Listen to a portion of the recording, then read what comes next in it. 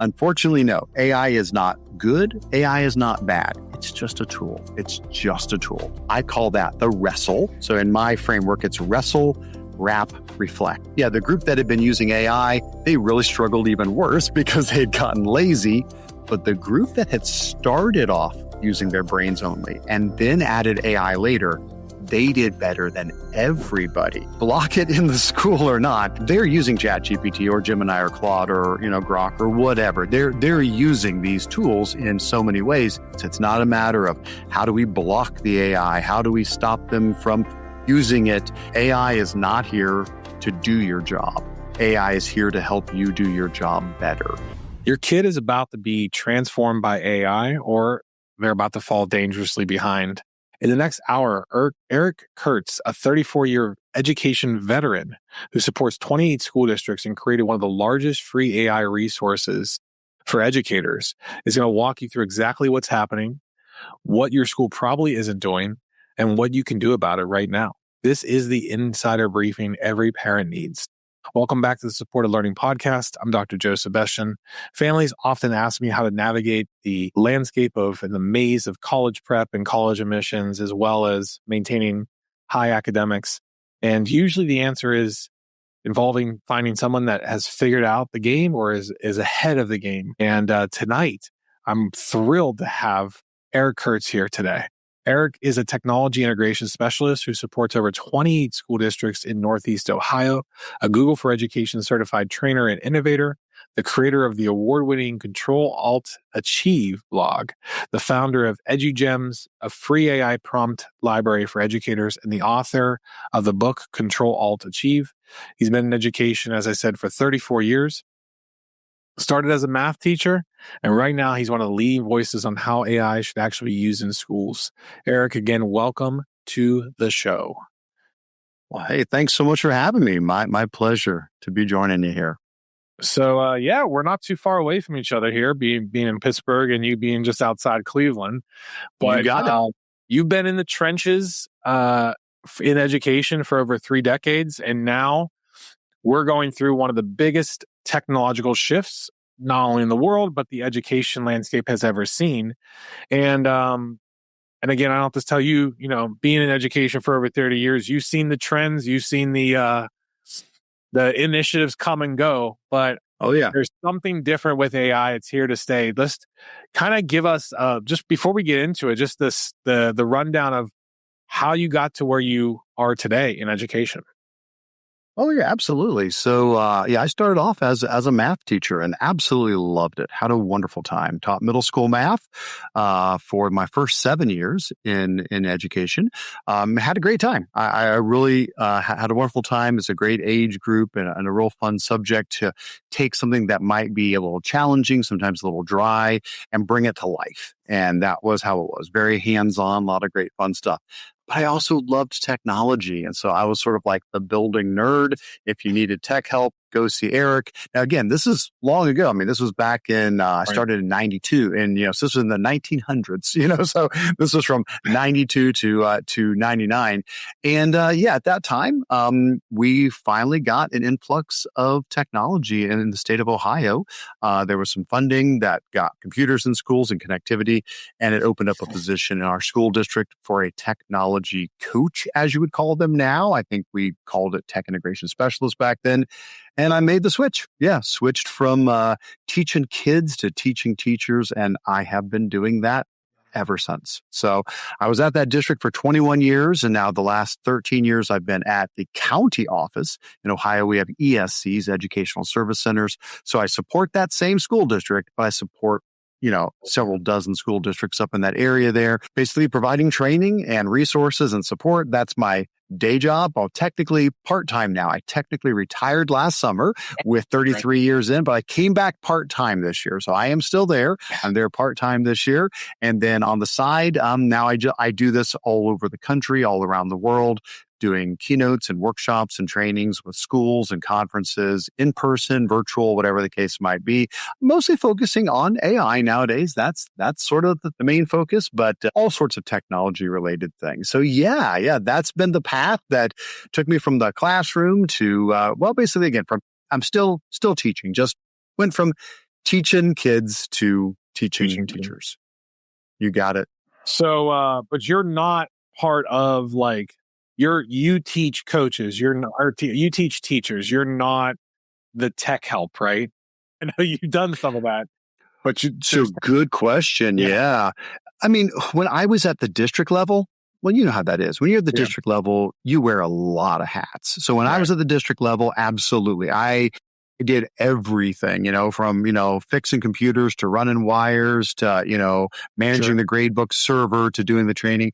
But thankfully, where I'm at now, my focus is just professional development. And so, yeah, I basically spend my time creating resources, curating resources, trying to create trainings, webinars, in-person trainings, things like that to just help teachers make the most out of these resources that we have now.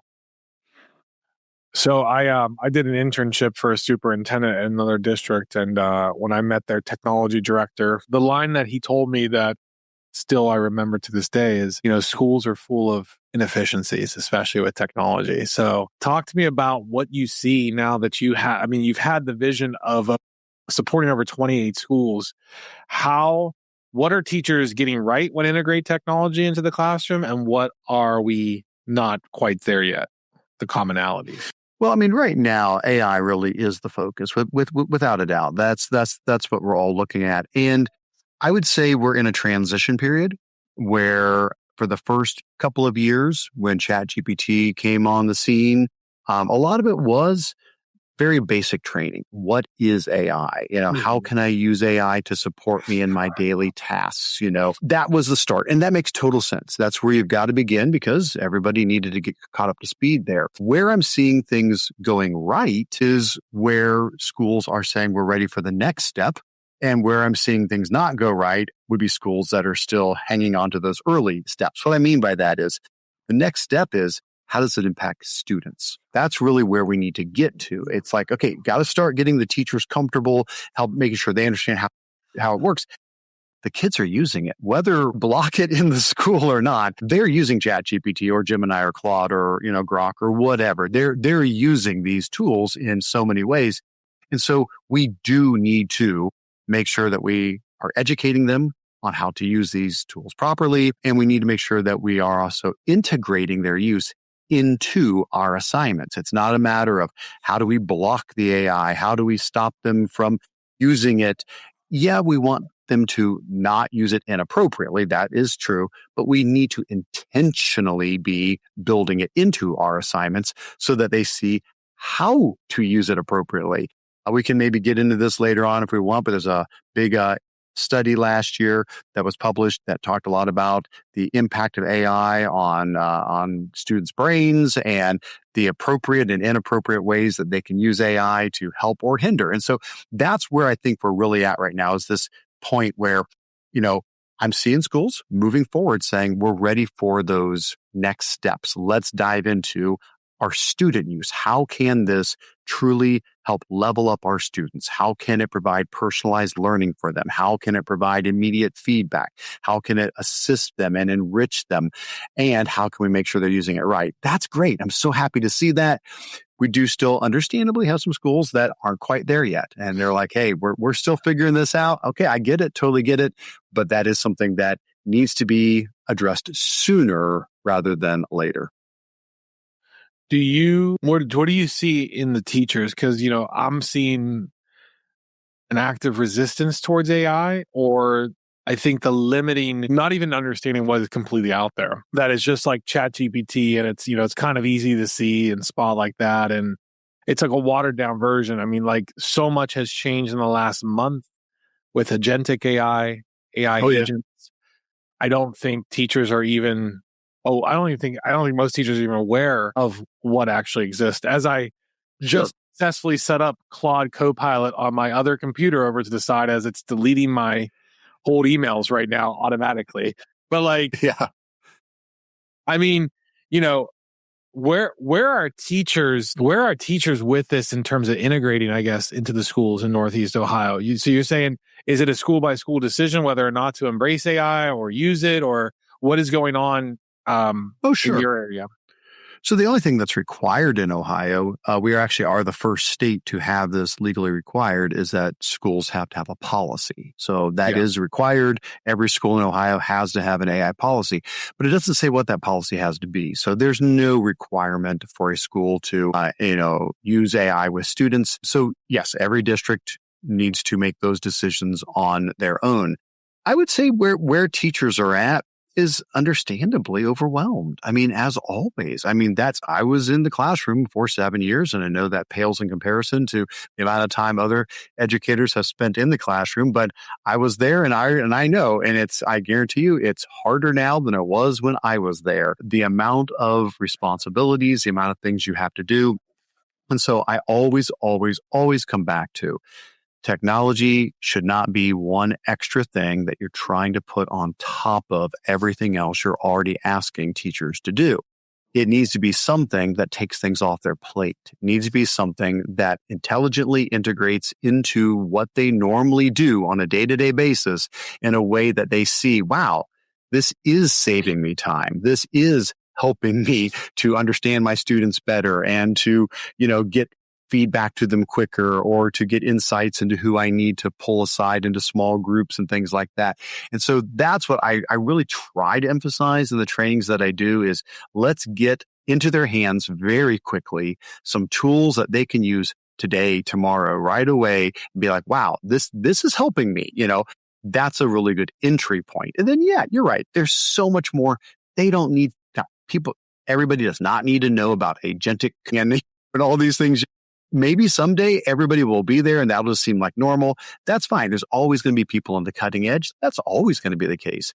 But for right now, I see, whether it's teaching students or teaching teachers, as an educator, our job is to meet people where they're at and just help them move one step ahead. And so that's what I'm trying to do with that. And you've created actually a free library, a free resource, EduGems, right? Yeah. The EduGems free library, ready to use AI prompts for Google Gemini. And so you're not a school AI guy, huh? Oh, no. Don't get me wrong at all. I absolutely support all of those tools out there. So I personally know the people who run School AI, Magic School, Brisk, Snorkel, Enlighten AI, Diffit. I mean, they're friends of mine. I know these people, and they're great folks, and they've got a great vision for schools and helping students. And I think that's great. I think there's a place for all of those things. Having said that, yeah, I think we're starting to narrow in on less tools. At first, this was the Wild West. Okay. I mean, there was just AI tools popping up left and right everywhere. Where I'm at, if somebody asked me today, Eric, what should a school do? Without a doubt, I'm going to say Gemini should be a piece of your solution. I'm not saying it's the solution, but I cannot imagine a school not using Gemini because it is free. It is available K-12. It is incredibly robust, and it has built-in data privacy so that no matter what teachers or students put into it, nothing ever leaves the school. It's COPPA, FERPA, HIPAA compliant, the whole entire thing. So first of all, I just can't imagine why would you not? It's just an incredible tool that is free and powerful and ready to use. Now, I could definitely see partnering it with something. I could say, yeah, it's Gemini +1 or Gemini +2. It's like we're going to partner it with School AI because it rounds out some more things with the student monitoring and feedback and stuff. Or we're going to partner it with Snorkel or Enlighten AI or Brisk or Magic School or something like that. Totally understand that to help round out the package. But for right now, yes, a lot of my emphasis is on Gemini training, Gemini, and the Google products that go along with that. And yeah, EduGems is a good example of that. Basically, if people aren't familiar with what a gem is, it's basically Google's name for a saved prompt. Basically, if you create a really awesome prompt that you want people to use, you can save it as a gem and then share that gem. And then anybody can just click on that gem and run the prompt. So basically, I have created, yes, a collection of gems. Many of them I've made, but no, not all of them. Others people have been kind enough to share with me. So I've been able to curate them from other people that have been kind enough to share them. As of today, right now, there's 114 gems on the site. So it's growing all the time, going to keep getting bigger and bigger.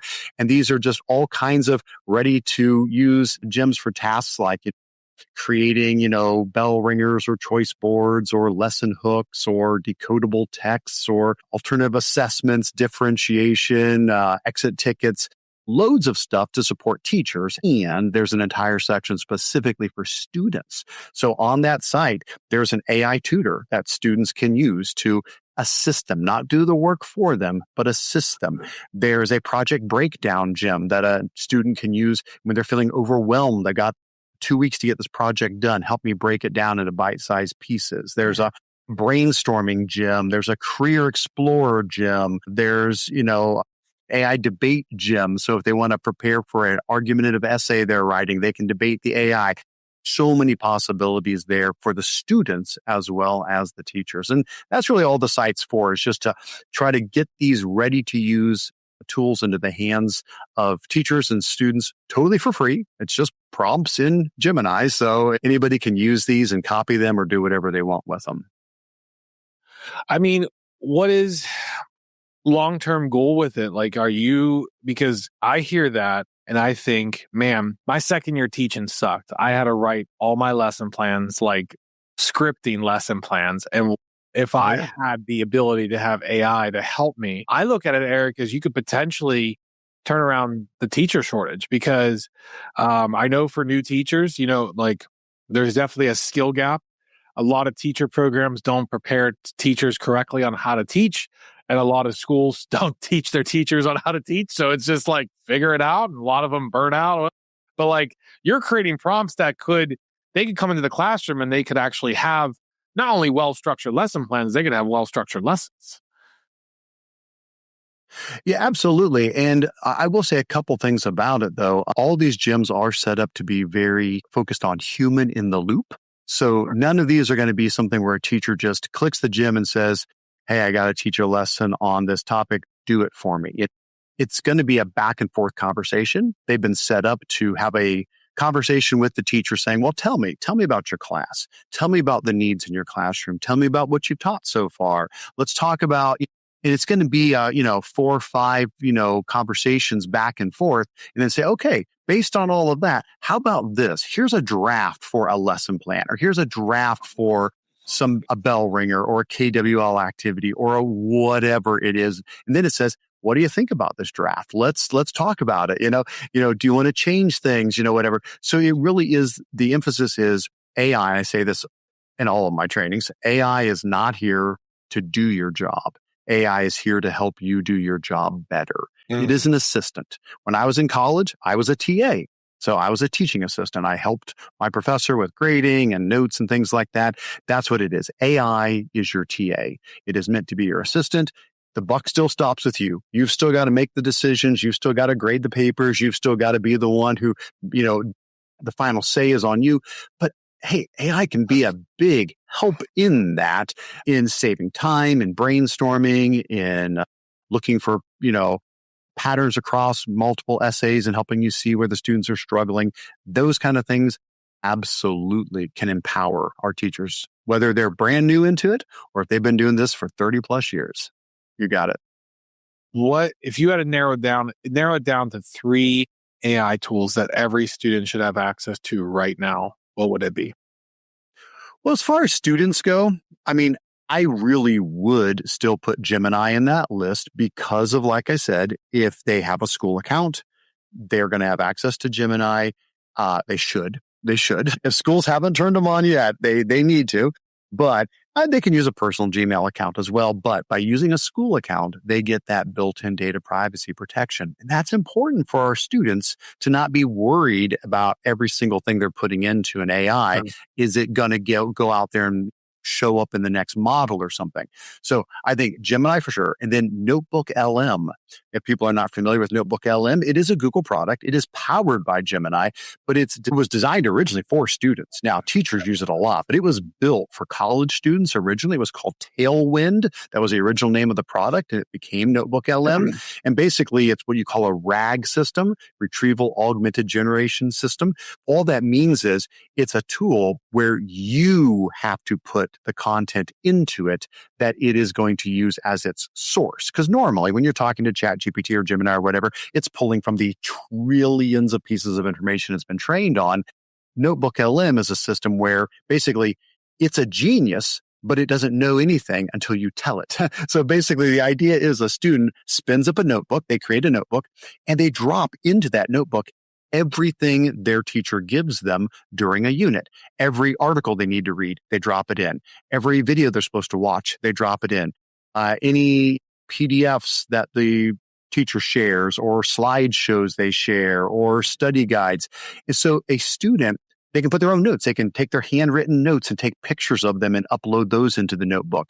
Basically, what they end up building for each unit of the year as they go through is a notebook that is filled with all of the vetted materials for that particular unit. And once they have them in there, they can ask it questions. Explain this to me.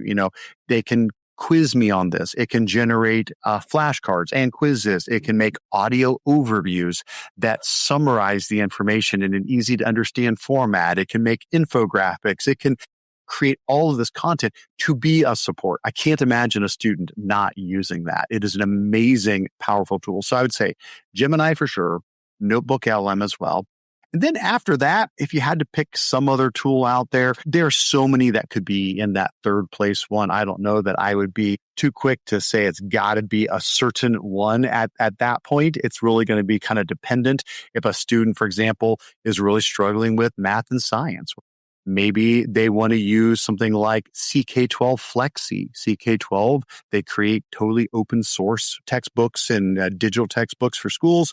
Well, they also have this tool called Flexi. It's a free, totally free AI chatbot that's been trained on math and science content. And they can just chat with it anytime they need, and it's going to help them as an example. But then there's so many other ones out there that could fill in that third spot depending upon where the student needs most of their support. You've presented a session, The Future of Feedback. So you've presented a session at FETC called The Future of Feedback, Guys Learning with AI. What does AI-powered feedback look like in practice? And should parents be excited or worried about it? Well, here's the thing. That session certainly can raise some eyebrows because anytime you start talking about AI and grading in the same sentence, you can have understandable concerns. Like, wait a second, are you saying the AI is going to grade the students? And that's why I titled the session Guided Grading, The Future of Feedback, Guided Grading with AI. Because the idea is this, no. This is not a situation where AI is going to replace the teacher and do the grading for them.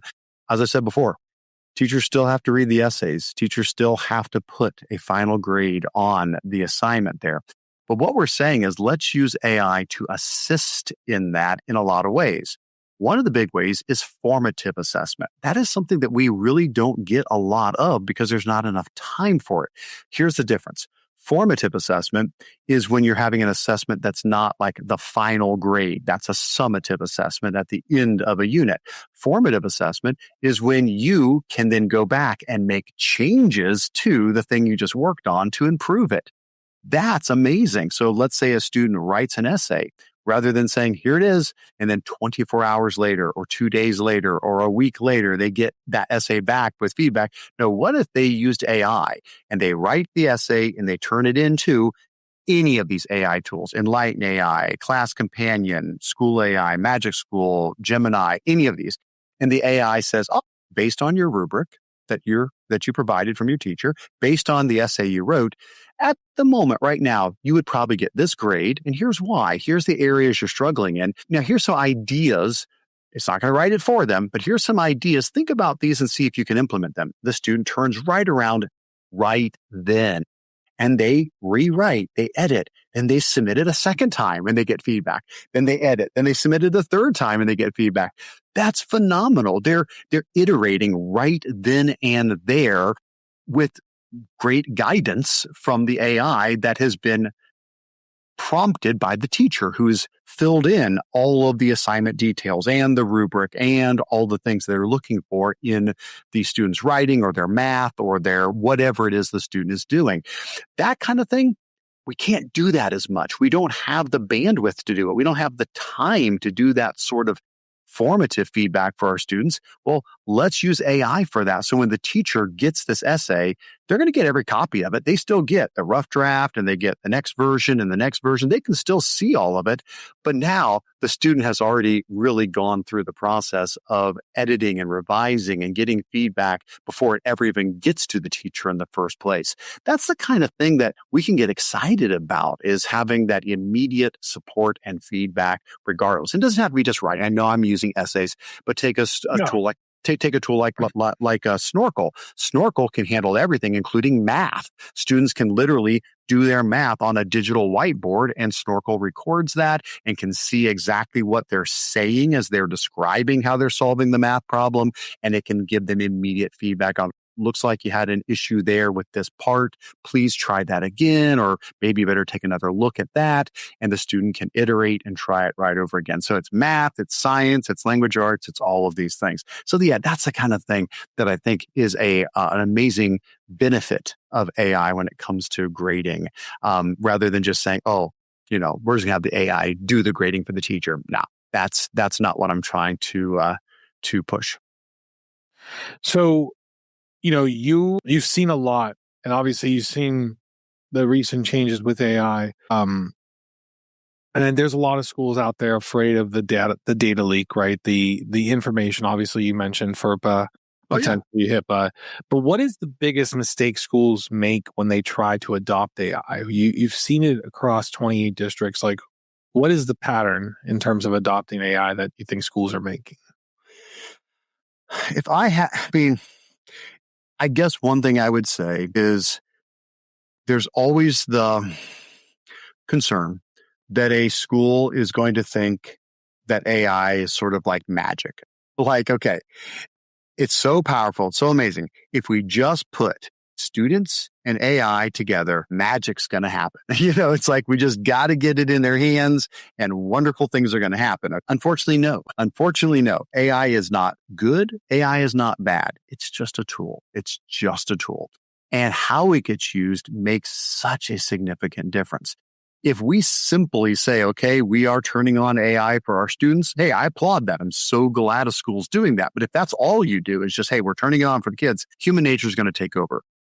And a student is going to use it to write their essay for them. They're going to use it to, do their brainstorming. They're going to use it to make their outline. They're going to cognitively offload their own thinking and their work onto the tool, because that's human nature. Because guess what? Adults will do the exact same thing. I'm not attacking kids here.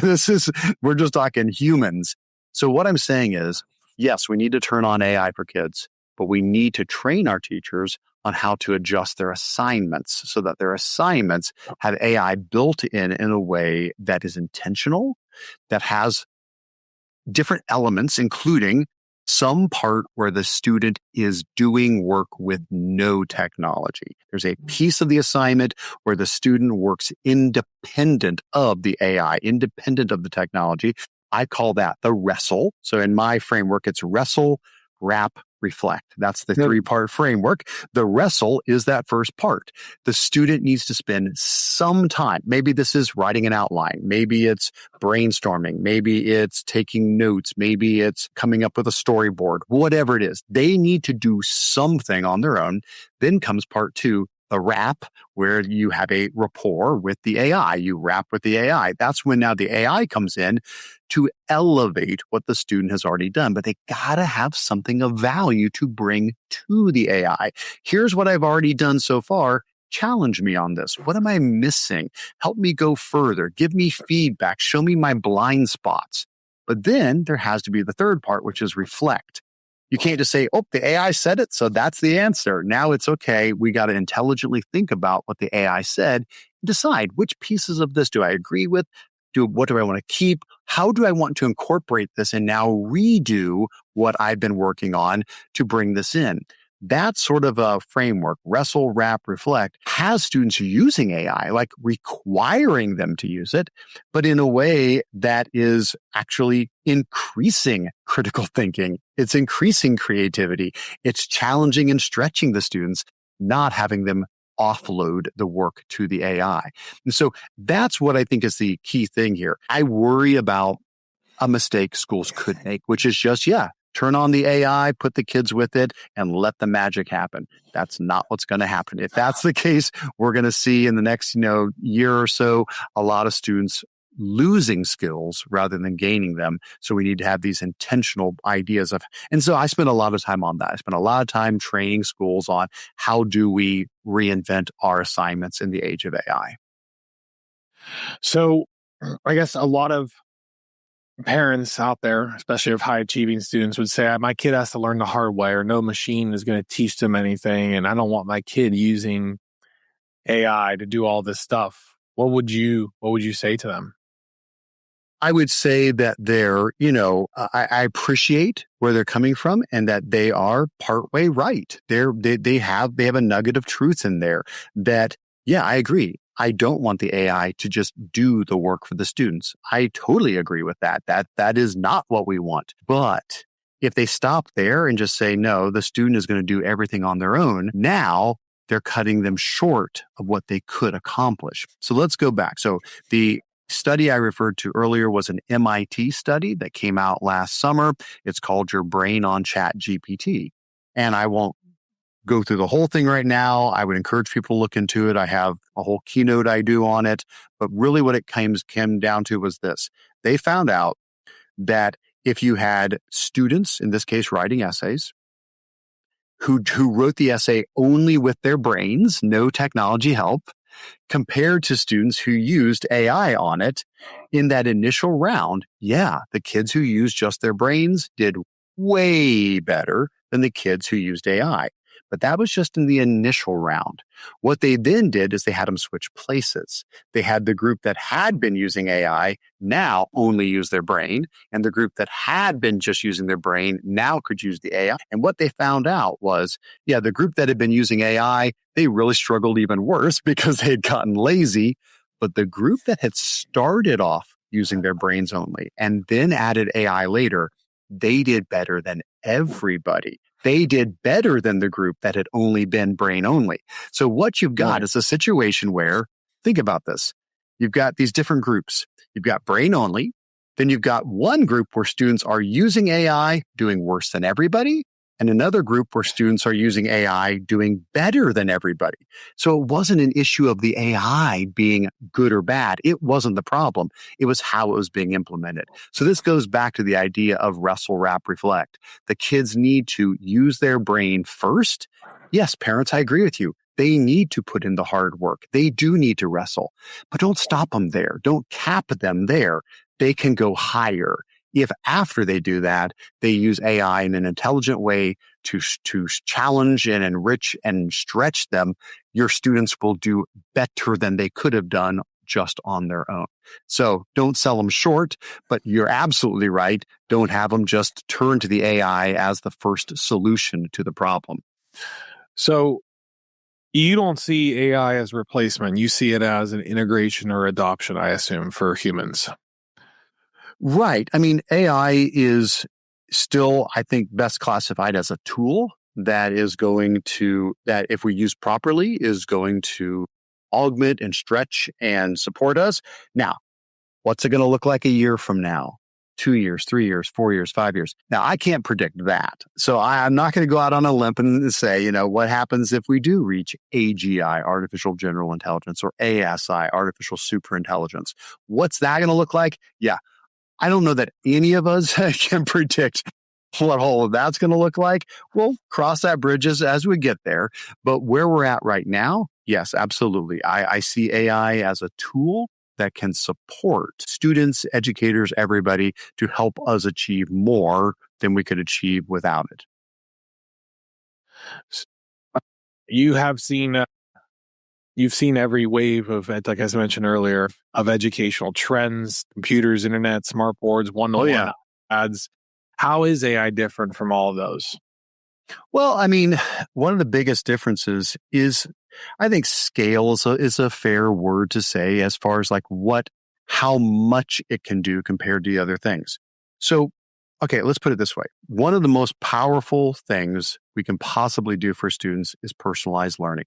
Back in the mid 80s, Benjamin Bloom was studying this and he was saying, what does it take to increase student achievement?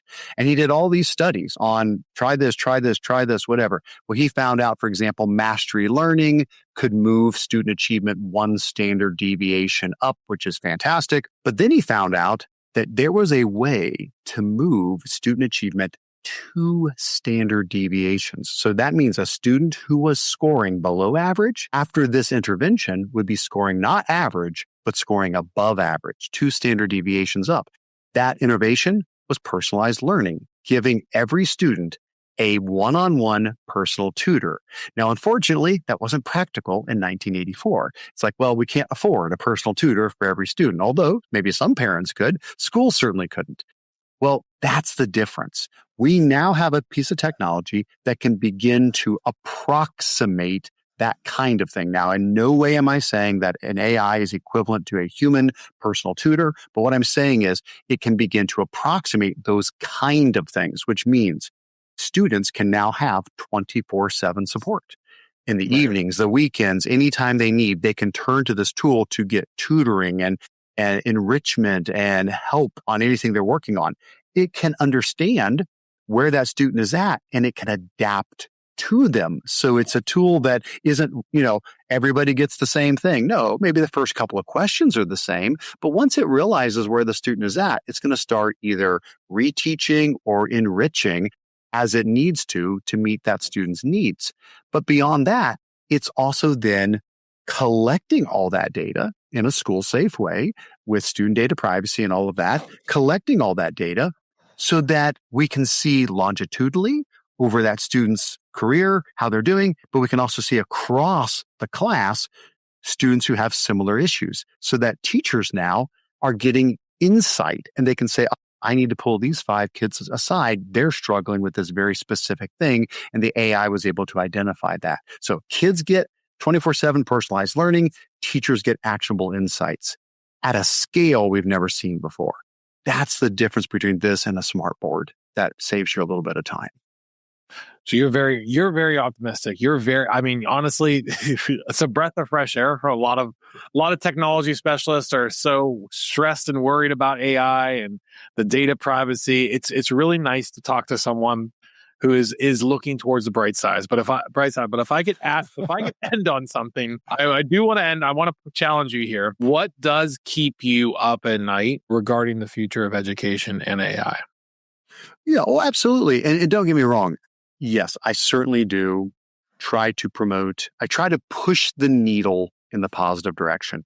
But I have sessions that deal with the concerns. I do an entire session about cheating with AI. I do a whole session on the concerns of AI where we cover things like deep fakes and we cover things like over-reliance on AI, biases, inaccuracies. We cover, cheating again, all of those kind of concerns related to it. So absolutely, I address those things, and I am concerned. I share those concerns. I validate them as well. What am I worried about? Well, yeah, there's so many. How do you pick one? I think one that I would be really sad if happened would be schools that decided, hey, you know what? We're going to run this like some businesses have been trying to do, and we're going to cut teachers, or we're going to let teacher jobs not get refilled when they retire because you know what? We can have AI pick that up and we can have AI cover that. And that has not shown itself to be true in businesses. Over the last couple of years, what they're finding is businesses that laid off people or didn't replace people and put AI in its place, they have not found that worked. They did not get the return on their investment that they wanted. But businesses that said, no, we're going to keep our employees and we're going to train them to use AI to supplement and help them, they are seeing the increases. And so that's what I would hate to see as a school say, you know what? Yeah, we can just cut these things. We don't need to hire more teachers. We don't need to renew these positions or whatever. That would be very sad. Instead, no, we need to keep the humans in the classrooms, in the schools, working with the students, supported by the AI. So that would be definitely one big concern that I would not want to see come to pass. Well, Eric, this has been a very educational and informational hour. It's been awesome to have you here, talk about it, share your optimism. For people and families out there that want to go deeper with you and just learn more about what you're offering, parents, teachers, anyone, where can they find you? So my main website is controlaltachieve.com. Think back to the old days when you had a frozen computer and you did Control-Alt-Delete to reboot a computer. That was the idea 10 years ago when I named the website, is that we were going to reboot classrooms that needed, that were stuck in a rut. So Control-Alt-Achieve. So controlaltachieve.com. That's the website. Everything is there. All my webinars are there. All my newsletter is there. You can sign up for. That's the easiest way to stay in the loop on things. All my blog posts are there. All of my AI resource documents, my contact information, socials, all that, my YouTube channel. That's the hub. That's where it's all at. And then EduGems.ai is my newest website. And that's, of course, where you'll find all of those completely free to use educational gems ready for students or teachers to take advantage of. Well, Eric, again, first off, thank you for your service in education and continued service in education. It's awesome to see someone still very passionate and, actually living out the mission of lifelong learning. Oh, yeah. Did anything you wished I asked, but I didn't ask? No, I mean, that was fantastic. I appreciate all the things we chatted about there. And I appreciate you and what you are doing to try to help support parents and students. So thank you so much for the opportunity to pop on and chat for a little while.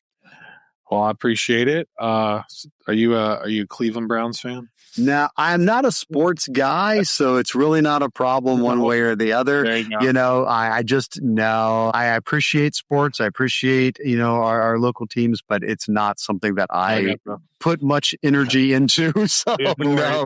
I got you. All right. Eric, thank you very much. And thank you all for tuning into the Support Learning podcast. We'll see you next time.